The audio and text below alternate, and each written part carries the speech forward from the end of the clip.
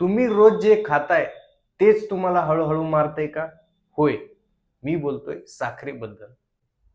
एक चमचा साखर गोड लागते, पण त्याच गोडीत लपलेला असतो एक सायलेंट पॉइझन. आजचा व्हिडिओ पाहिल्यानंतर साखर खाण्याअगोदर तुम्ही 10 वेळा विचार कराल. नमस्कार मित्रांनो, आज आपण बोलणार आहोत साखर म्हणजे स्लो पॉइझन. आपण चहा, कॉफी, कोल्ड ड्रिंक, बिस्किट आणि असे वेगवेगळे पदार्थ घेतो ज्यामध्ये साखर असते आणि साखर आपल्याला आतून हळूहळू कमजोर करते आणि आपल्याला वाटतं काहीच होत नाही. चला तर मग जाणून घेऊया साखरेमुळे होणारे आपल्या शरीरावरती दुष्परिणाम.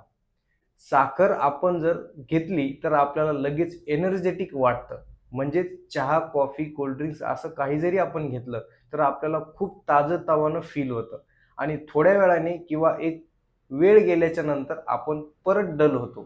मग हे एनर्जी क्रॅशचं काम करतं. म्हणजेच आपल्या शरीरातली एनर्जी कमकुवत करण्याचं काम हे साखर करत असतं.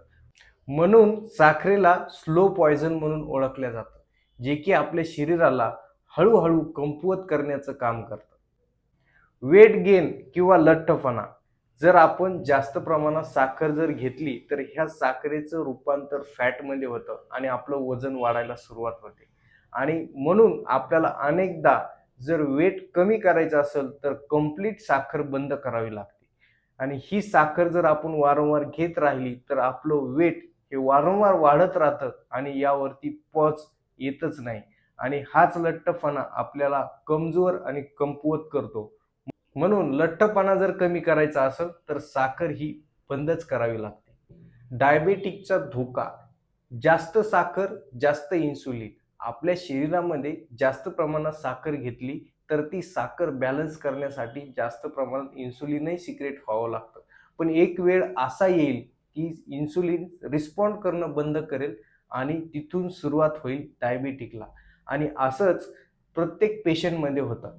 ज्यावेळेस अशा हेल्थ रिलेटेड गोष्टी आपण इग्नोर करतो, वारंवार साखर घेत राहतो आणि तिथूनच सुरुवात होते डायबिटिकला. असं प्रत्येक पेशंटमध्ये घडतं. म्हणून आपण अवेअर होणं खूप गरजेचं आहे. स्किन डॅमेज म्हणजेच आपली त्वचा खराब होते. हे सर्व गोष्टी साखरेमुळेच वाढतात.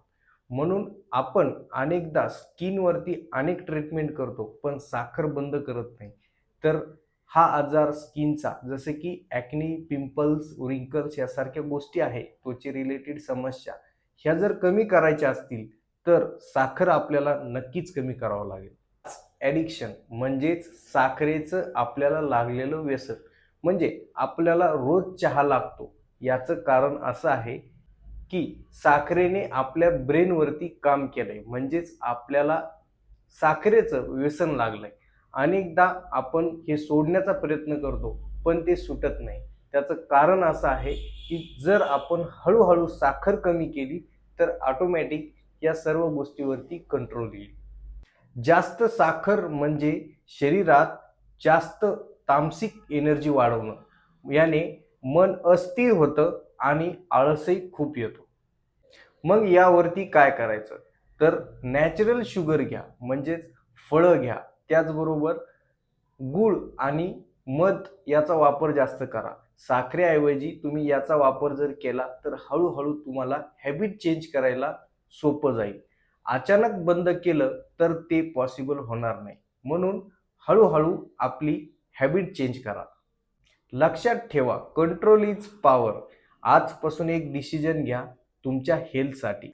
कारण तुमचं शरीर एकच आहे, ते रिप्लेस होणार नाही. आज गोड कमी करा, उद्या आयुष्य गोड होईल. जर तुम्हाला व्हिडिओ आवडला असेल तर लाईक करा, शेअर करा आणि कमेंट करायला विसरू नका. त्याचबरोबर कमेंटमध्ये आम्हाला सांगा की तुम्हाला कुठल्या विषयावरती व्हिडिओ हवा आहे. आणि चॅनलला जर सबस्क्राईब केलं नसेल तर चॅनलला जरूर सबस्क्राईब करा.